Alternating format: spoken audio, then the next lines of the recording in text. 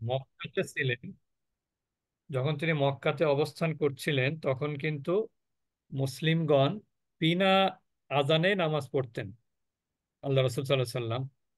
আর যখন তিনি মদিনা হিজরত করলেন তখন আজান ফরজ হয়,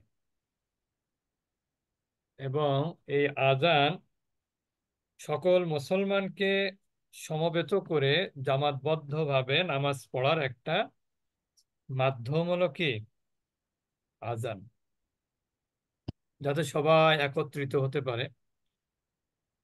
আহ যখন আজান হতো না মদিনাতেও, তখন তারা নামাজের আগেই তারা কি করতো, মসজিদে এসে অপেক্ষা করতেন সাহাবীরা। এবং দেখা যেত কি ওই সময় আজানের মানে মানুষকে ডাকার যে পদ্ধতি ছিল, সে পদ্ধতিটা আসলে যথোপযুক্ত ছিল না।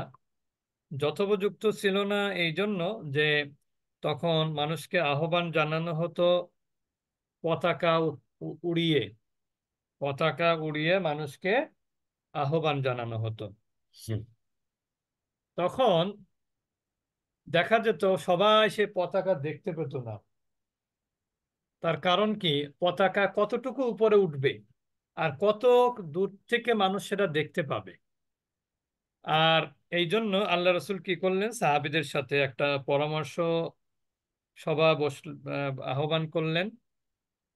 এবং সেই পরামর্শ সভায় বিভিন্ন রকম পরামর্শ আসলো যে মানুষকে কিভাবে নামাজের দিকে আহ্বান জানানো যায়। কেউ বলল যে ঘন্টা বাজানো যায় নামাজের ওয়াক্ত হলে। আবার কেউ বলল যে আহ সিংগায় ফু দেওয়া যায় নামাজের ওয়াক্ত হলে। আবার কেউ বলল যে একটা লোককে পাঠিয়ে দেওয়া যায় নামাজের আহ্বান জানানোর জন্য। হ্যাঁ, এইভাবে বিভিন্ন রকম পরামর্শ আসলো, এবং দেখা যাচ্ছে অধিকাংশ পরামর্শের মধ্যে কি ছিল, আপনার কোনো না কোনো বেধর্মীদের সাথে কি ছিল, এই পরামর্শের সাদৃশ্য সাদৃশ্য ছিল ছিল। কাজে। হ্যাঁ, যেমন নাসারারা তারা কি করে, খ্রিস্টান যারা তারা ঘন্টা বাজায়, এটা তাদের সাথে সাদৃশ্যপূর্ণ। আবার ইহুদি যারা তারা আবার সিংগায় ফুঁক দেয় তাদের ইবাদতের জন্য। তারপরে ওই যে আবার আরেকটা পরামর্শ আসছিল, আগুন করা, আগুন জ্বালানো।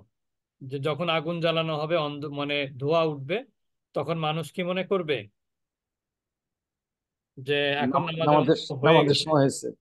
তো এরকম পরামর্শ আসলো, কিন্তু আল্লাহ রসুল দেখলেন কোনোটাই মুসলমানদের সাথে যায় না, সবগুলোর সাথে বেধর্মীদের সাথে একটা সাদৃশ্য চলেই আসে। সেদিন আর কোনো সমাধান হলো না, পরামর্শ সভা ওখানে শেষ হয়ে গেল। হুম।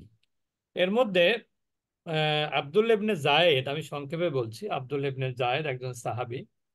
ওই রাতে তিনি স্বপ্নে দেখলেন যে এক ব্যক্তি ঘন্টা নিয়ে তার হাতে ঘন্টা, সে ওই লোক যাচ্ছে, সে ছিল আসলে জিবরিল আমিন। তা সে ঘন্টা নিয়ে যাচ্ছে, তখন আব্দুল্লাহ বললেন যে যে আমি তাকে বললাম যে ঘন্টাটা বিক্রি করবে কিনা। কারণ কি, এই ঘন্টাটা সে কিনে মানুষকে নামাজের দিকে আহ্বান জানাবে। মানে ওই সাহাবী তখন ওই জিবরিল আমিন তাকে জিজ্ঞেস করলো আব্দুল্লাহ ইবনে জায়েদকে, যে আপনি কি করবেন, এটা কেন কিনবেন এটা। তখন সে বলল আমি মানুষদেরকে নামাজের দিকে আহ্বান জানাবো। তখন লোকটা বলল আমি তোমাকে এর চাইতেও উত্তম জিনিস আমি তোমাকে বলে দিব। তখন ওই জিবরিল আমিন তাকে আব্দুল্লাহ ইবনে জায়েদকে আজানের এই বাক্যগুলো যেগুলো আমরা বলে থাকি সেইগুলো আপনি আব্দুল্লাহ ইবনে জায়েদকে জিবরিল আমিন শিক্ষা দিলেন। এবং আব্দুল্লাহ ইবনে জায়েদ ভোরবেলা ঘুম থেকে উঠে সে কি করলো, এই স্বপ্নের কথা রসুল্লাহ সাল্লাহ সাল্লামের কাছে এসে বলল। রসুল্লাহ সাল্লাহ সাল্লাম সবকিছু শুনে তিনি বললেন যে এটা সত্য স্বপ্ন, অতএব তুমি কি করো, বেলালের সাথে যে বেলালকে তুমি এই বাক্যগুলো বলে দাও, আর বেলালকে বলো সেজন্য এই বাক্যগুলো বলে সেজন্য মানুষকে নামাজের দিকে আহ্বান জানায়। বেলালের এই আজানের ধ্বনি শুনে ওমর রাদিয়াল্লাহু তাআলা আনহু তিনি কি করলেন, তার গায়ে কাপড় ছিল, সে কাপড় টানতে টানতে দৌড় মেরে এসে আল্লাহ রসুলের কাছে এসে বললেন যে আল্লাহ রসুল, এই যে শব্দগুলো দিয়ে আজকে আজান দেয়া হলো, আমি কিন্তু একই স্বপ্ন, এই শব্দগুলো আমাকে আমাকে স্বপ্নে দেখানো হয়েছে। তখন আল্লাহর এই উনি ছাড়াও আরো বেশ কিছু সাহাবী একই স্বপ্ন দেখেছিলেন ওই রাতে। তো সেই সেই থেকেই কিন্তু মূলত আজানের উৎপত্তি, এবং সেই থেকেই মানুষকে আপনার নামাজের দিকে আহ্বান জানানোর জন্য এই আজানের প্রচলন হয়। তো এই আজানের বাক্যগুলো অনেকের মধ্যে প্রশ্ন জাগতে পারে যে আমরা তো অনেকেই আছি মহিলা, আমরা অনেকেই আছি পুরুষ, ঠিক না? তা আমাদের তো আজানের বাক্যগুলো জানার দরকার নেই, আমরা তো আজান দিব না। কিন্তু আজানের যিনি জবাব দিবেন, আজানের জবাব যিনি দিবেন তার সে কিন্তু অনেক ফজিলত ফজিলত লাভ করবেন, ঠিক না? এই জন্য আজানের জবাব দেওয়ার অনেক গুরুত্ব রয়েছে। এবং কেউ কেউ বলেছেন যে আহ, মুয়াজ্জিনের সমপরিমাণ সওয়াব। সমপরিমাণ সওয়াব অর্জন করা যাবে আজানের জবাব দিলে। একবার সাহাবীরা, আহ, সাহাবীদের মধ্যে তো আসলে আমলের একটা প্রতিযোগিতা ছিল। তা যখন এই আজানের ব্যাপারে আল্লাহ রসুল, অনেক সাহাবীরা তারা কি করতে চাচ্ছিলেন, যে তারা নিজেরা মুয়াজ্জিনের চাকরি নিতে চাচ্ছিলেন বিনা পয়সায় আর কি। তখন আল্লাহ রসুল বললেন যে ঠিক আছে, তোমরা সবাই যখন মুয়াজ্জিন হতে চাও, তাহলে আমরা একটা কাজ করি, লটারির মাধ্যমে কাউকে আজানের দায়িত্ব দিতে পারি আমরা। আল্লাহ রসুল লটারির মাধ্যমে একজন আজানের দায়িত্ব পেলেন। কিন্তু বাকি যারা, তারা তো মন খারাপ করলেন যে আমরাও তো আজান দিতে চাই। তখন আল্লাহ রসুল বলেছিলেন যে যে আজান দিবে, আজানের ধ্বনি শুনবা তোমরা, যেটা সেটা মুয়াজ্জিন সাহেব যা বলবে তোমরাও তাই বলবে। এরকম যদি বলো তাহলে মুয়াজ্জিনে আজান দেওয়ার যে সওয়াব লাভ করবে, তোমরাও একই সওয়াব লাভ করবে। তবে এখানে একটা ফজিলতের কথা বলেছিলেন যে আজান দেবে কাল কিয়ামতের ময়দানে, তার ইটা ললাট বা যার মাথার, তার এটা কি হবে, অনেক উঁচু উঁচু করে দেখানো হবে আর কি। যেমন আমাদের বড় বড় প্রোগ্রামগুলোতে কি হয়, স্টেজে প্রধান অতিথি যিনি ওঠেন তিনি কি দাঁড়িয়ে বক্তব্য দিলে সবাই দেখতে পায়, ঠিক না? তো এরকম তাকে এরকম উঁচু স্থানে বা তাকে উঁচু করে দেখানো হবে, যে ইনি, তাকে দেখে সবাই বুঝতে পারবে যে এই ইনি মনে হয় কি ছিলেন, মুয়াজ্জিন ছিলেন। মুয়াজ্জিন ছিলেন। এই জন্য পুরুষ হোক মহিলা হোক যেই হোক না কেন, আপনার যিনি আজানের উত্তর দিবেন তিনি অবশ্যই সওয়াব লাভ করবেন। এবং একটা হাদিস আছে আহ, আবু দাউদ এবং মিশকাত শরীফে, যে মুয়াজ্জিনের সঙ্গে যে ব্যক্তি আজানের শব্দগুলো বলবে সে জান্নাতে যাবে। এবং সুবহানাল্লাহ। আজানের জবাবের দেওয়ার বিবরণ সম্পর্কে হাদিসের অনেক বর্ণনা আছে। যেমন ওমর ইবনুল খাত্তাব রাদিয়াল্লাহু তাআলা আনহু থেকে একটা হাদিস রয়েছে, যে তিনি বলেছেন, তোমাদের কেউ যদি মুয়াজ্জিনের আল্লাহু আকবার আল্লাহু আকবরের জবাবে আল্লাহু আকবার বলে, এবং আশহাদু আল্লাহ ইলাহা ইল্লাল্লাহ এর জবাবে যদি সে আশহাদু আল্লাহ ইলাহা ইল্লাল্লাহ বলে, আশহাদু আন্না মুহাম্মাদুর রাসূলুল্লাহ এর জবাবে যদি আশহাদু আন্না মুহাম্মাদুর রাসূলুল্লাহ বলে, হাইয়াল সালাহ হাইয়াল সালাহ হাইয়াল আল ফালাহ পরে লা হাওলা ওয়ালা কুওয়াতা ইল্লা বিল্লাহিল আলিয়্যিল আযীম বলে, হ্যাঁ, এভাবে যদি বলতে থাকে, সে জান্নাতে প্রবেশ করবে। সুবহানাল্লাহ। ওমর রাদিয়াল্লাহু তাআলা আনহু থেকে একটা হাদিস, এটাও আবু দাউদে আছে এবং মুসলিম শরীফে রয়েছে এই হাদিসটি। সুতরাং আমরা কে কোন আমলের দ্বারা জান্নাতে যেতে পারবো এটা আমরা কেউ জানি না, ঠিক না? তাহলে এমন কোনো এবাদত যেন আমাদের থেকে ছুটে না যায়, যে এবাদতটা করা আমাদের জন্য কি ছিল, সহজ ছিল। এই জন্য আমরা এই আজানের জবাব এবং আজানের এগুলো আমরা ইনশাল্লাহ জানবো। তো আমরা এই আজানের শব্দগুলো বলবো, এবং আজানের শব্দগুলোর পাশাপাশি এই শব্দের জবাব কি হবে সেটাও ইনশাল্লাহ আমরা বলে দিব ইনশাল্লাহ, আল্লাহ চাইলে। আল্লাহু আকবার আল্লাহু আকবার, আল্লাহ মহান, আল্লাহ সব থেকে বড়, আল্লাহ সব থেকে বড়। তা আমরা অনেকেই এখানে তো অনেকেই জেনারেল শিক্ষিত, আমরা অনেকেই আমরা কি করি, আমরা আহ, ছোটবেলায় ডিগ্রি পড়েছি, সুপারলেটিভ ডিগ্রি, তুলনা করা হয়। তা আকবারু শব্দটা কিন্তু তুলনাবাচক, মানে এটা ইসমে তাফজিল বলা হয় এটাকে। তা আকবরও মানে কি সব থেকে বড় যিনি, তাকে আকবর বলা হয়। তা এটা মূলত কাবিরুন থেকে আসছে। আমরা অনেক সময় বলি যে আল্লাহ আপনি আমার কবিরা গুনাহ সগীরা গুনাহ মাফ করে দেন। আসলে কবিরা বলি, কিন্তু আসলে শব্দটা কবিরা না, আসলে কাবিরা। কাবিরাও না, আসলে কাবির। তা কাবিরুন শব্দ থেকে আকবরু শব্দ আসছে।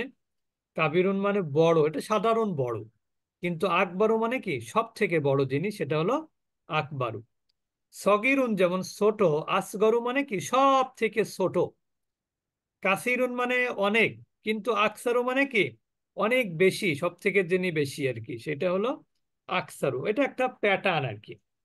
তাহলে আল্লাহু আকবার, আল্লাহু আকবারের জবাবে আল্লাহু আকবার আল্লাহু আকবারই বলতে হবে। আল্লাহ তাআলার শক্তি মহিমা গৌরব গৌরব দয়া করুণা এবং সকল ভালো গুণাবলী সর্বশ্রেষ্ঠ। আমাদের চারপাশে থাকা আল্লাহর নির্দেশ, যেমন চাঁদ সূর্য তারকারাজি গ্যালাক্সি ইত্যাদি সম্পর্কে অধ্যয়ন করুন। ইনশাল্লাহ এর দ্বারা আল্লাহর মহিমা বুঝতে সক্ষম হবেন। যত বেশি আপনি আল্লাহর মহিমা বড়ত্ব উপলব্ধি করতে পারবেন, তত বেশি অন্তরে গভীর থেকে আল্লাহর প্রশংসা কৃতজ্ঞতা প্রকাশ পাবে। আপনার অন্তর থেকে প্রকাশ পাবে, হে আল্লাহ আপনি কতই না মহান, কতই না ক্ষমতার অধিকারী। ফজরের আজান শুনে যদি আমি ঘুমিয়ে থাকি, তাহলে আমি আসলে কার কথা শুনি? আমি কাকে সব থেকে বড় হিসেবে গ্রহণ করেছি, আল্লাহ নাকি আমার মনের চাহিদা? এই একই পদ্ধতিতে অন্যান্য বিষয়েও নিজেদের ঈমান যাচাই করতে পারি, ঠিক না? যখন ফজরের সময় আমরা আজানের ধ্বনি আমাদের কানে এসে পৌঁছায়, তখন আমরা যদি আবার ডান কাত থেকে বাম কাতে গিয়ে ঘুমিয়ে পড়ি, তার মানে কি আমি আল্লাহর এই আহ্বানকে গুরুত্ব না দিয়ে প্রবৃত্তির আহ্বানকে আমরা কি করছি, গুরুত্ব দিচ্ছি। এটাই বোঝা যায় আর কি। আশহাদু আল্লাহ ইলাহা ইল্লাল্লাহ, আশহাদু মানে আমি সাক্ষ্য দিচ্ছি, আন যে, লা ইলাহা নাই কোনো ইলাহ, ইল্লাল্লাহ আল্লাহ ব্যতীত। তাহলে আমি সাক্ষ্য দিচ্ছি আল্লাহ ব্যতীত কোনো ইলাহ নাই। এখানে এর জবাব কিন্তু আশহাদু লা ইলাহা ইল্লাল্লাহর জবাব কিন্তু একই জবাব হবে, আশহাদু আল্লা ইলাহা ইল্লাল্লাহ। ইলাহ শব্দটার কয়েকটা অর্থ হয়। ইলাহ শব্দের কয়েকটি অর্থ হয়। যেমন ইলাহ বলা হয় কাকে, যে সত্তার ইবাদত করা হয় তাকে ইলাহ বলা হয়। ইলাহ কাকে বলা হয়? যিনি প্রয়োজন পূরণ করেন, আমাদের প্রয়োজন যিনি পূরণ করেন। ইলাহ কাকে বলা হয়? যাকে মান্য করা হয়। ইলাহ কাকে বলা হয়? অর্থাৎ তিনি এই তিন অর্থে আল্লাহ ব্যতীত কোনো ইলাহ নাই। কারণ যে সত্তার ইবাদত করা হয় তিনি আল্লাহ, যিনি প্রয়োজন পূরণ করেন তিনিও আল্লাহ, যাকে মান্য করি আমরা তিনিও আল্লাহ। সুতরাং ইলার মধ্যে কয়টা গুণ থাকবে? তিনটা গুণ থাকতেই হবে। একটা হচ্ছে তার ইবাদত করতে হবে, এবং তার সকলের প্রয়োজন পূরণের সক্ষমতা তার থাকতে হবে, আর সবাই তাকে মান্য করতে হবে। এটাই হচ্ছে ইলাহ। আহ, তিনটা অর্থ আর কি বোঝায় ইলাহ, ইলাহ দ্বারা উদ্দেশ্য আর কি। এরপর আশহাদু আন্না মুহাম্মাদার রাসূলুল্লাহ, আশহাদু আমি সাক্ষ্য দিচ্ছি, আন্না যে, মুহাম্মাদান মুহাম্মদ, রাসূলুল্লাহ আল্লাহর বার্তা বাহক। মোহাম্মদ কে? মোহাম্মদ হচ্ছে আল্লাহর বার্তা বাহক, প্রেরিত রসুল আর কি যিনি। তো এখানে আমরা অনেকেই এর জবাবে আমরা কি বলবো? আশহাদু আন্না মুহাম্মাদার রাসূলুল্লাহ, এটাই বলবো। আমরা অনেকে বলি সাল্লাল্লাহু আলাইহি সাল্লাম। আসলে হাদিসে আছে যা মুয়াজ্জিন বলবে আপনি তাই বলবেন। তবে আপনি ইচ্ছা করলে শেষে গিয়ে সাল্লাল্লাহু আলাইহি সাল্লাম বলতেও পারেন। তাহলে দেখেন এখানে দুইটা সাক্ষ্য। একটা হচ্ছে আল্লাহকে সাক্ষ্য, আল্লাহ সাক্ষ্য যে আল্লাহ হচ্ছে এক, মানে আল্লাহ হচ্ছে একমাত্র ইলাহ, তিনি ছাড়া আর কোনো ইলাহ নাই। আরেকটা সাক্ষ্য হচ্ছে মোহাম্মদ হচ্ছে আল্লাহর রসুল। প্রেরিত রসুল। দেখেন এই যে যে আশাহাদু শব্দটা, এটা কোরআনের মধ্যে কতবার আসছে? 571 বার। তা আশাহাদু শব্দটার অর্থ হচ্ছে আমি সাক্ষ্য দিচ্ছি। আশাহাদু অর্থ কি? আমি সাক্ষ্য দিচ্ছি। আর যদি আমরা এখানে আলিফটাকে বাদ দিয়ে নুন লিখি, নুন, তাহলে অর্থ হবে আমরা সাক্ষ্য দিচ্ছি। বুঝতে পেরেছে? এটা আপনার যারা নতুন তারা আস্তে আস্তে শিখবেন ইনশাল্লাহ। আর যদি এখানে নুন বাদ দিয়ে ইয়া আনি ইয়া শাহাদু, তাহলে সে সাক্ষ্য দিচ্ছে। আর যদি এখানে তা আনি তাহলে কি হবে? তুমি সাক্ষ্য দিচ্ছ। এটা হচ্ছে, ইয়া হচ্ছে থার্ড পার্সন, তা হলো সেকেন্ড পার্সন, আর আ হলো ফার্স্ট পার্সন সিঙ্গুলার, আর না হলো ফার্স্ট পার্সন প্লুরাল। এগুলো আমরা আস্তে আস্তে শিখতে পারবো। এটা আমরা যখন সময় হবে তখন আমরা আরো ভালো করে আপনাদেরকে শেখাবো। তাহলে এই যে যে আশাহাদু, এখানে আমি অর্থ কে দিল বলেন তো? এই আটা দিল। কে দিল? এই আ। এই আ মানে হচ্ছে আই। এই আ মানে কি? আই।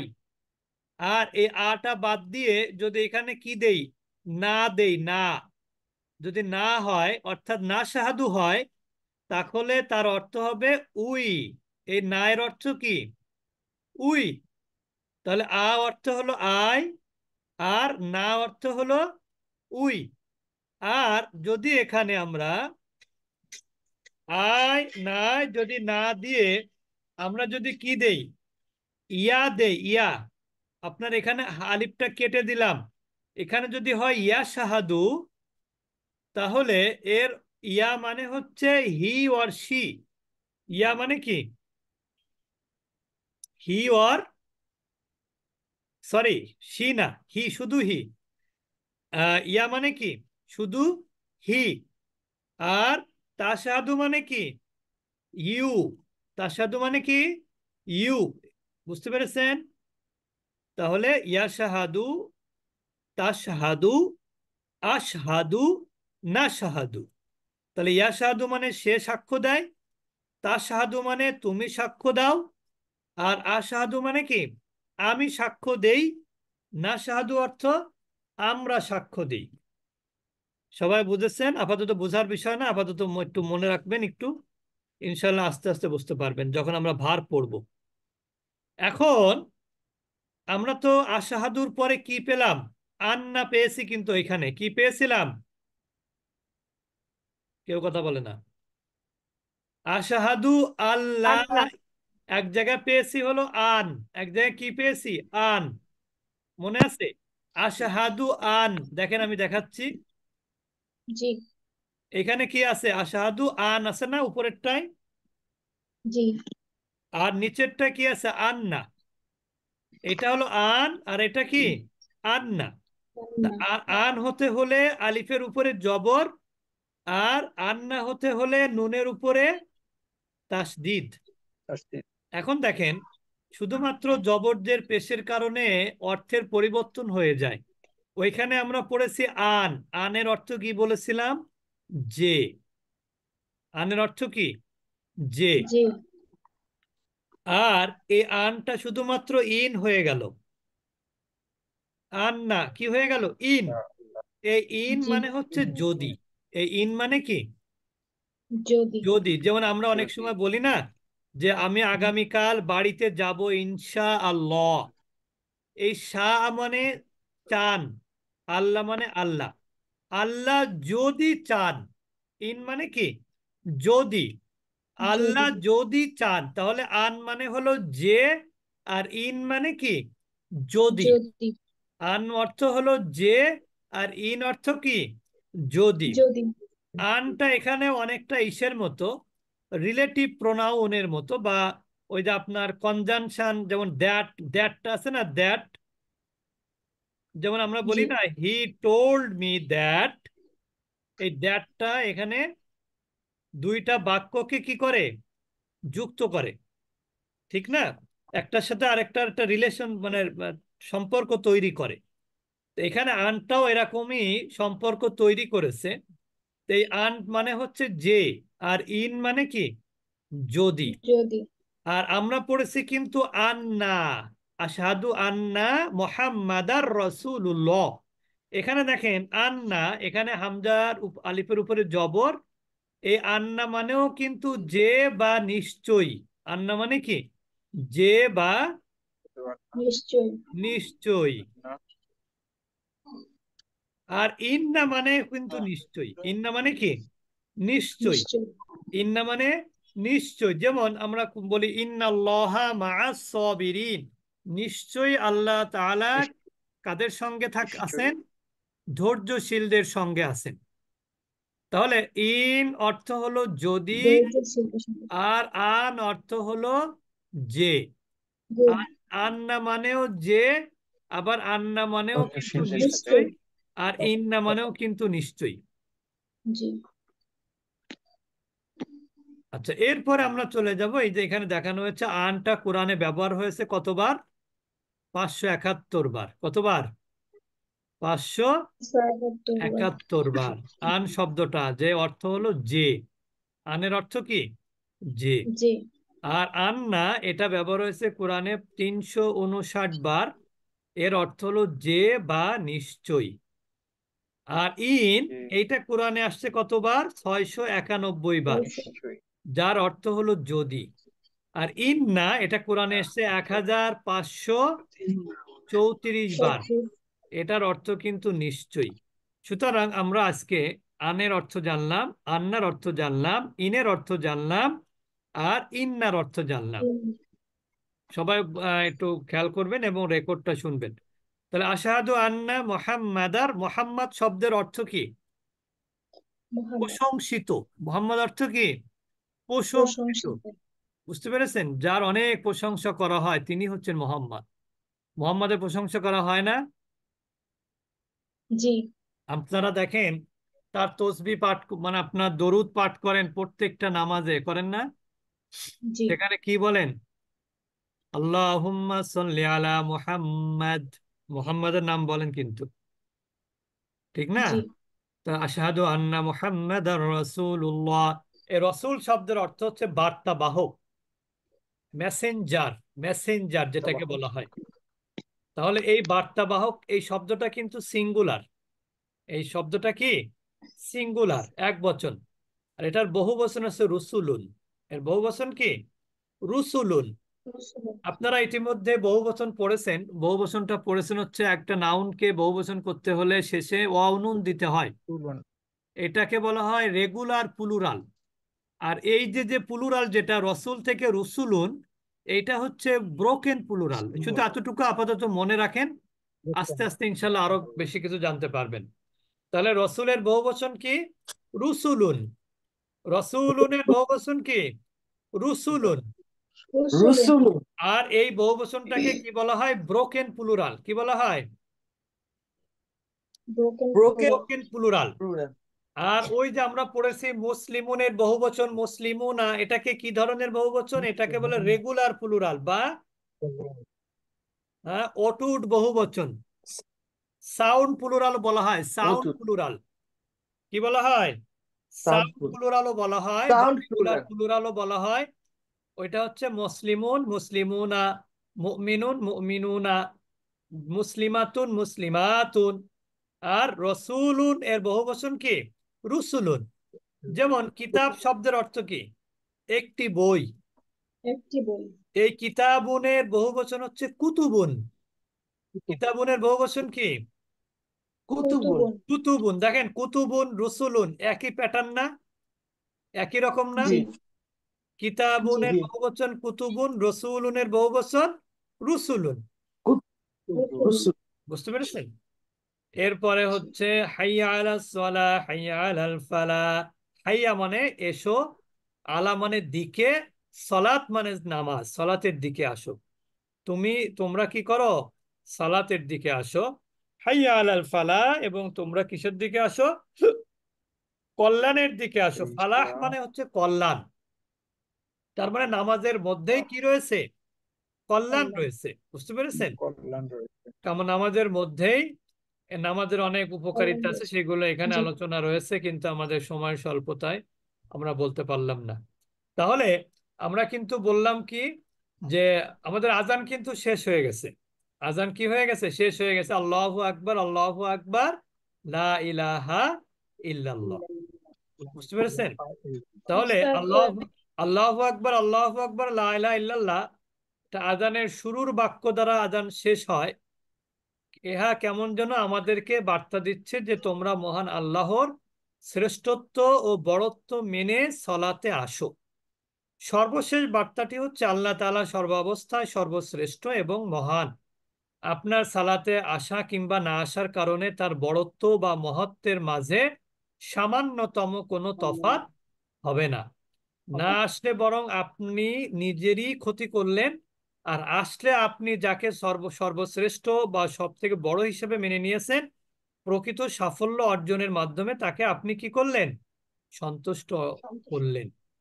তো এটা হচ্ছে আজান। আমরা ইনশাল্লাহ আগামী ক্লাসে একামতের কয়েকটা শব্দ বেশি আছে, তা আমরা একটু এখানে যেটা এটা বলা হয়নি যে যেখানে যেখানে ইচ্ছা সালাত আদায় করো, বরং বলা হচ্ছে কি সালাতের দিকে আসো, অর্থাৎ সালাত আদায়ের জন্য মসজিদের দিকে আসো।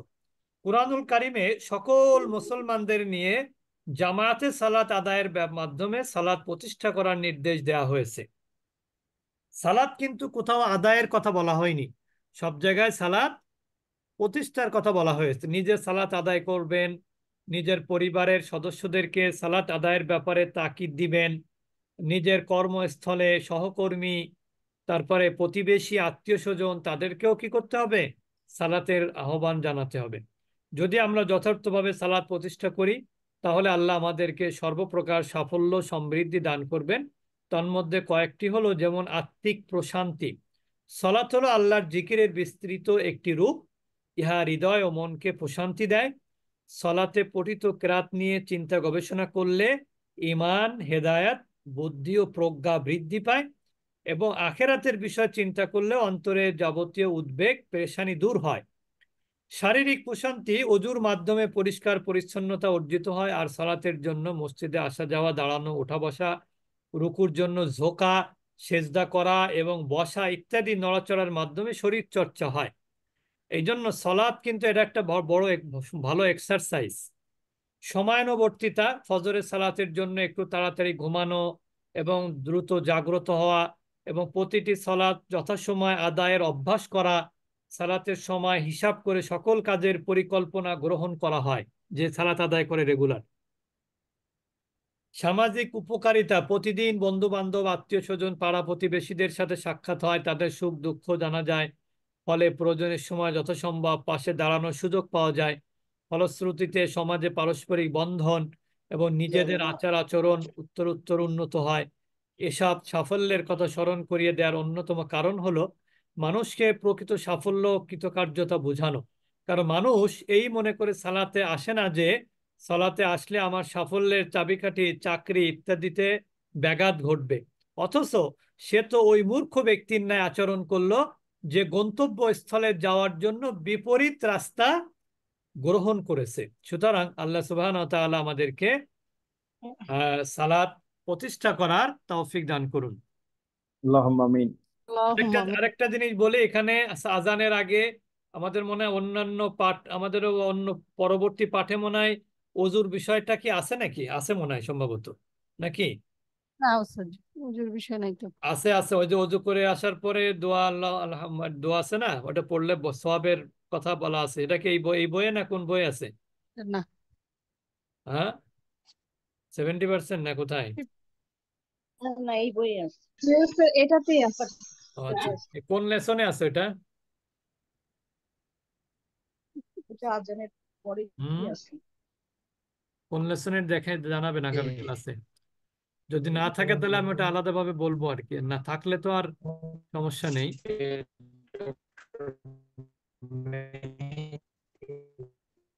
আচ্ছা, আমরা এখন চলে যাব গ্রামার পাঠে।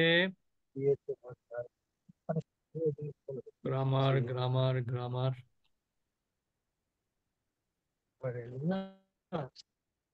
এরা কারা কথা বলে? আচ্ছা, আমরা গতকাল যেহেতু গ্রামার পড়ি নাই, এর আগে আমরা গ্রামার পড়েছিলাম, আমরা হয়তোবা একটু ভুলেও যেতে পারি অনেকটা।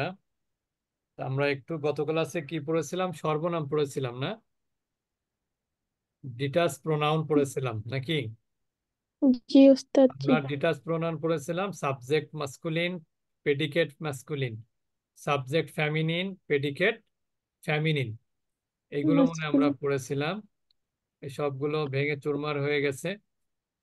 এইগুলো হচ্ছে ডিটাচ প্রোনাউন, হুয়া মুসলিমুন, সাবজেক্টটা সিঙ্গুলার, মুসলিমুনটাও সিঙ্গুলার প্রেডিকেট। হুমা এটা দ্বিবচন, ডুয়েল, এবং এটার প্রেডিকেট মুসলিমানে, এটাও কি দ্বিবচন। হোম এটা হলো বহুবচন, মুসলিমুনা এটা বহুবচন। তাহলে আমরা সাবজেক্ট প্রেডিকেটের মধ্যে আমরা কয়টা মিল পাবো? একটা হলো নাম্বার, আরেকটা কি জেন্ডার। যেমন জেন্ডার। আনতা মুসলিমুন, তুমি একজন মুসলিম পুরুষ। আনতুমা মুসলিমানি, তোমরা দুজন মুসলিম পুরুষ। আনতুম মুসলিমুনা, তোমরা সকলে মুসলিম পুরুষ। আনা মুসলিমুন, আমি একজন মুসলিম পুরুষ। নাহনু মুসলিমুনা, আমরা সবাই মুসলিম পুরুষ। এরপরে আমরা পড়েছিলাম হিয়া মুসলিমাতুন, হিয়াটা ফেমিনিন, মুসলিমাতুনটাও কি ফেমিনিন। ফেমিনিন। হুমা মুসলিমাতানি, তারা দুজন মুসলিম নারী। হুন্না মুসলিমাতুন, তারা সকলেই মুসলিম নারী। আনতি মুসলিমাতুন, তুমি একজন মুসলিম নারী। আনতুমা মুসলিমাতানি, তোমরা দুজন মুসলিম নারী। আনতুন্না মুসলিমাতুন, তোমরা সবাই মুসলিম নারী। আনা মুসলিমাতুন, আমি একজন মুসলিম নারী। নাহনু মুসলিমাতুন, আমরা সবাই মুসলিম নারী। এগুলো ছিল হচ্ছে আপনার ডিটাচ প্রোনাউন। আমরা আজকে পড়ব অ্যাটাচ প্রোনাউন, কিন্তু পড়া কিন্তু এটা থাকবে, অর্থাৎ সাবজেক্ট প্রেডিকেট মাস্কুলিন ফেমিনিন, এটা কিন্তু আমি আগামী ক্লাসে জিজ্ঞেস করবো ইনশাল্লাহ। তো আমরা আজকে মুখস্থ করব হলো অ্যাটাচ প্রোনাউন। অ্যাটাচ প্রোনাউন মানে হচ্ছে যে প্রোনাউনটা কখনো কখনো নাউনের সাথে যুক্ত হয়, ঠিক না, কখনো কখনো প্রিপোজিশনের সাথে যুক্ত হয়। মনে রাখবেন, অ্যাটাচ প্রোনাউন কার কার সাথে যুক্ত হয়? নাউন। কার সাথে যুক্ত হয়? প্রিপোজিশন। নাউন। পজিশন। আবার কখনো কখনো যুক্ত হয় ভার্বের সাথে। একটা উদাহরণ দিলে আপনারা বুঝতে পারবেন। সাদা বোর্ডের দরকার ছিল, কিন্তু সাদা বোর্ড তো এখানে পাবো না। এখানে সাদা, এইখানে একটু লিখে দেখাচ্ছি। যেমন প্রিপোজিশন তো আপনারা জানেন, যেমন ইংরেজিতে যেমন আছে হলো ফর। এখন ফর, ফরের পরে কখনো কি হি আসে? না। না। কি আসবে? ফর হিম অথবা ফর হার। এখন বলেন, ফরটা কি? প্রেপোজিশন। প্রিপোজিশন। প্রিপোজিশন। আর হিমটা বা হারটা কি? এটা এটা এটা নাউন। হলো অ্যাটাচ প্রোনাউন। এটা কি অ্যাটাচ প্রোনাউন, অ্যাটাচ প্রোনাউন। বা এটাকে আমরা ইংরেজিতে বলে অবজেক্ট প্রোনাউন। কি বলি? অবজেক্ট অবজেক্ট প্রোনাউন বলি। প্রোনাউন। কারণ হিম, হিম ইন্ডিভিজুয়ালি কখনো কি হয় না, এককভাবে এটা সাবজেক্ট হতে পারে না। হিম কখনো এককভাবে সাবজেক্ট হতে পারে? হতে পারে না। পারে না। হারটাও কিন্তু পারে না। এর সাথে আরেকটা মানে হিজ হলে সেটা আরেকটা নাউনের সাথে যুক্ত হয়ে হতে পারে, ঠিক না? এই ফরের জি। সিমিলার ইন আরবিক লেটার হচ্ছে কি জানেন? প্রিপোজিশন হলো লা অথবা লি। লি মানেও জন্য, লা মানেও কি জন্য। জন্য। জন্য। যেমন আপনি যদি এখানে নাউন বলেন, তাহলে ফর রহিম কি হবে? For Rahim. Rahim. Rahim. For Karim. For him. Karim. For them. For you, ঠিক না? তা আরবিতে যদি এই যে এই প্রিপোজিশন লি বা লা এর পরে যদি নাউন হয়, তাহলে কিন্তু তার পূর্বে কিন্তু লা আসবে না, কি আসবে? লি আসবে। কিন্তু এই জি। প্রিপোজিশনের পরে যদি প্রোনাউন আসে, অ্যাটাচ প্রোনাউন, তখন কিন্তু আর লি আসবে না, তখন কি আসবে? লা আসবে। লা। যেমন লাহু, এর মানে কি জানেন? লাহু মানে তার জন্য। এখানে যেমন বলেছি না, ফর হিম মানে কি তার জন্য। তার। এটার তার আরবি জন্য। কি হবে? লাহু। কি হবে? লাহু। লাহু। লাহু। তার মানে কি বা তার জন্য। লাহু মানে কি তার জন্য। তার জন্য। এখন যদি বলেন করিমের জন্য, তাহলে কি বলবেন? লা কারিম? না, কি বলবেন? লি লাহু। কারিম। কি লি বলবেন? লি। কারিম। লি কারিমিন। লি কারিমিন। মিন। তাহলে দেখেন, এখানে আমাদের মূল উদ্দেশ্য ছিল এই হুটা কার সাথে যুক্ত হলো? তাহলে প্রিপোজিশনের সাথে। কিসের সাথে? প্রিপোজিশন। প্রিপোজিশনের সাথে যুক্ত হলে। যেমন প্রিপোজিশন শুধুমাত্র লা বা লি না, আরো প্রিপোজিশন আছে। যেমন আপনারা অনেক সময় দেখেছেন মিনহু, মিনহু। মিন মানে কিন্তু থেকে। মিন অর্থ কি? থেকে। আর হু মানে থেকে কি? থেকে। তার। যেমন আমরা বলি ফ্রম তার him. From from him. Him. হুম, ফ্রম হিমের আরবি কি? মিনহু। তো এটা মিনহু। একটা প্রিপোজিশন। তাহলে এখানে আমরা দেখতে পাচ্ছি যে হুটা অ্যাটাচ প্রোনাউন, যেটা এটা কখনো প্রিপোজিশনের সাথে কি হয়? যুক্ত হয়। যুক্ত আবার হয়। কখনো আচ্ছা কখনো ওস্তাদ, ওস্তাদ ওই যে লি আর লা আছে না, ওইটা একটু আর দু একটা এক্সাম্পল দিলে ভালো হয়। এটা এখন এক্সাম্পল কখন? দরকার নেই আপা, এখন এক্সাম্পল দিয়ে মাথা গোলায় যাবে। লি হচ্ছে, আলহামদুলিল্লাহি আলহামদুলিল্লাহি। যেমন আলহামদুলিল্লাহ আমিন। নাউনের সাথে, যেমন নাউন, নাউন লিটা হচ্ছে নাউনের সাথে যুক্ত হয়, নাউনের সাথে লিল্লাহি। আছে। আর হুটা হলো লার সাথে যুক্ত হয়। বুঝতে পেরেছেন? লাটা হুর সাথে যুক্ত হয়, প্রোনাউনের সাথে যুক্ত হয়। আর লিটা হচ্ছে নাউনের সাথে যুক্ত হয়, কিন্তু লা লি দুইটার অর্থই কিন্তু জন্য। আচ্ছা, লি হচ্ছে নাউনের সাথে আর লা হচ্ছে প্রোনাউন। হ্যাঁ হ্যাঁ, এটা আমার সামনে আসবে আমাদের, ওই জন্য এখন বেশি বলা যাচ্ছে না। আচ্ছা, তারপরে দেখেন, এরপরে আমরা বলেছি নাউনের সাথেও কিন্তু কি হয়? অ্যাটাচ প্রোনাউন যুক্ত হয়। যেমন যেমন আপনি দেখেন, আহ, কিতাব। কিতাবটা কি? নাউন না? নাউন। কিতাব মানে কি? একটা বই। বই। তাহলে কিতাবুহু এর অর্থ কি? তার বই। তার তার বই। তার যেমন বই। ইংরেজিতে আমরা কি বলি? His book. তাহলে এখানে হিজটা কিন্তু অ্যাটাচ প্রোনাউন। হিজটা কি? Attach pronoun, attach. অর্থাৎ এটা আরেকটা নাউনের সাথে যুক্ত হয়ে আসে। এখানে যেমন হুটা নাউনের সাথে যুক্ত হয়েছে না? জি তাহলে এই হু বলে কথা না, কিন্তু আমরা যে অ্যাটাচ প্রোনাউন গুলো পড়বো, প্রত্যেকটা প্রোনাউনই এভাবে নাউনের সাথেও যুক্ত হয়, আবার প্রিপজিশনের সাথেও কি হয়? যুক্ত হয়। যুক্ত। আবার এগুলো আবার ভার্বের সাথেও যুক্ত হয়। যেমন আপনি যদি বলেন যে হি কিল্ড হিম,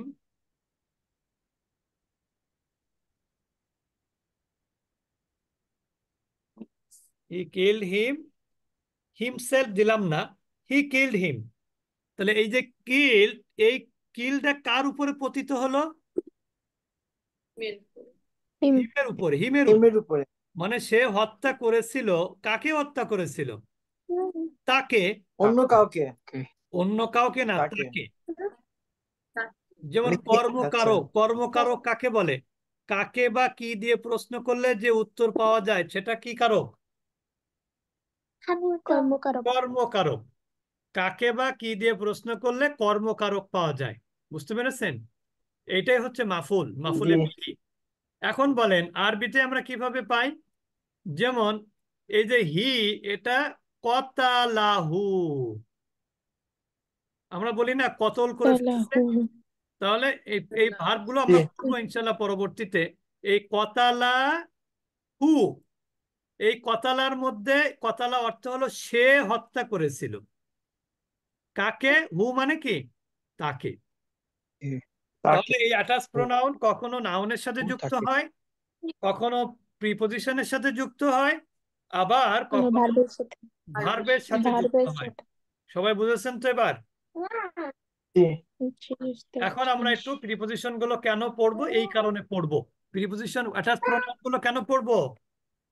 এইগুলো কারণে পড়বো, তিনটা ব্যবহার জানবো, এই জন্য পড়বো, ঠিক কিনা?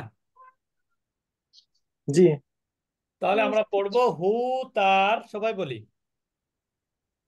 হু তার। হুমা। হুমা কিন্তু আপনি পড়েছেন। একটা জিনিস বলি এখানে, খুবই সহজ। হুয়া হুমু হুম। দেখেন এই যে হুমা হুম, এই দুইটা কিন্তু অ্যাটাচ এবং ডিটাচ।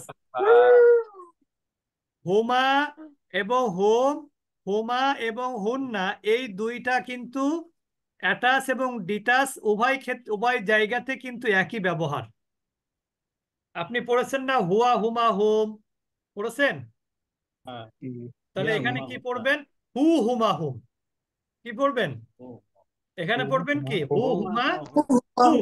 এখানে হুমা, এখানে পড়েছেন হুমা মানে তারা দুজন। আর এখানে কি পড়বেন অর্থ? হুমা মানে তাদের দুজনকে, অথবা হুমা মানে তাদের দুজন আর। হুম মানে ওখানে পড়েছেন তারা সকলে, আর এখানে হুম অর্থ কি হবে? তাদের সকলকে অথবা তাদের সকলের। ক্লিয়ার এবার? ডিটাচ জি প্রোনাউন হলে অর্থ হয় তারা দুজন, আর অ্যাটাচ প্রোনাউন হলে তাদের দুজনকে অথবা তাদের দুজন আর, এরকম অর্থ হয়। এই ফাতেমা আপা, আপনার ওখান থেকে এত কথা আসে কেন?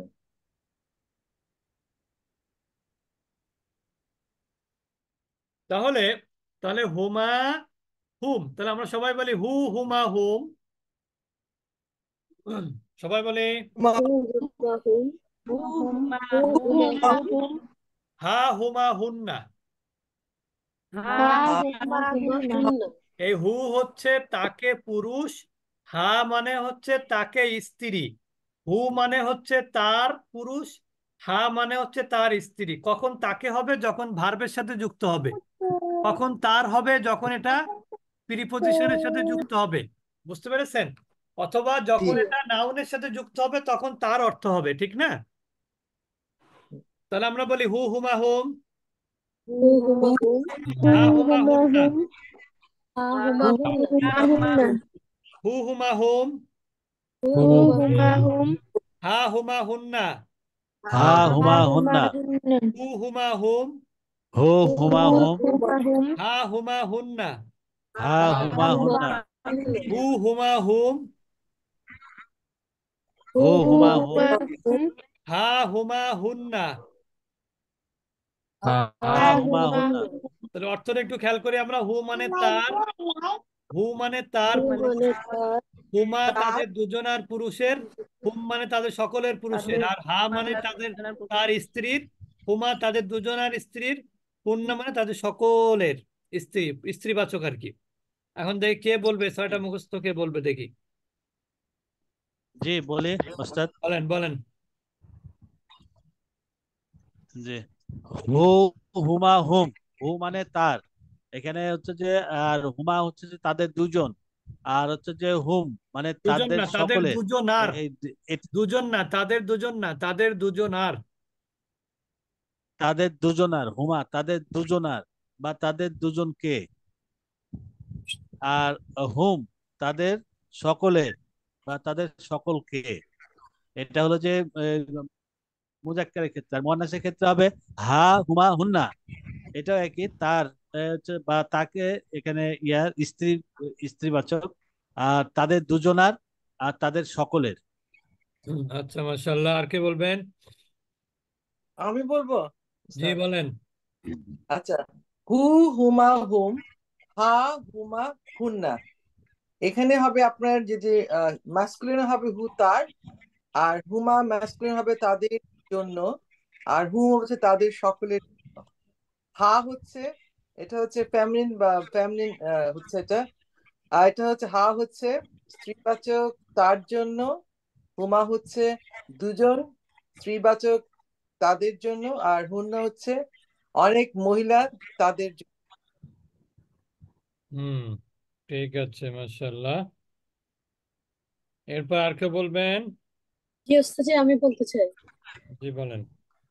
হু হুমা হুম, এখানে হু হচ্ছে তার, হুমা হচ্ছে তাদের দুজনার মুজাক্কার, এবং হুম হচ্ছে তাদের সকলের, এবং মুয়ান্নাস হচ্ছে হা হুমা হুন্না। হা হচ্ছে তাদের, তার স্ত্রী, স্ত্রী, হুমা তাদের দুজনের স্ত্রী, হুন্না তাদের সকলের স্ত্রী। হ্যাঁ, মুজাক মুজাক জি মাশাআল্লাহ। এখন দেখেন, মুয়ান্নাস আমি এটা। একটু উদাহরণ দেখাই, দেখেন সবাই একটু হুম, খেয়াল করবেন। যেমন আমি যদি বলি কলামুহু, তাহলে অর্থ হবে তার কলম। কলামুহুমা, তাদের দুজনার কলম। কলামুহুম, তাদের সকলের কলম। হলো এবার এখানে যদি ফেমিনিন করি, কলামুহা, তার কলম মানে কি? একজন মহিলার কলম। মহিলার কলম। কলামুহুমা, তাদের দুজন মহিলার কলম। কলামুহুন্না, তাদের সকল মহিলার কলম।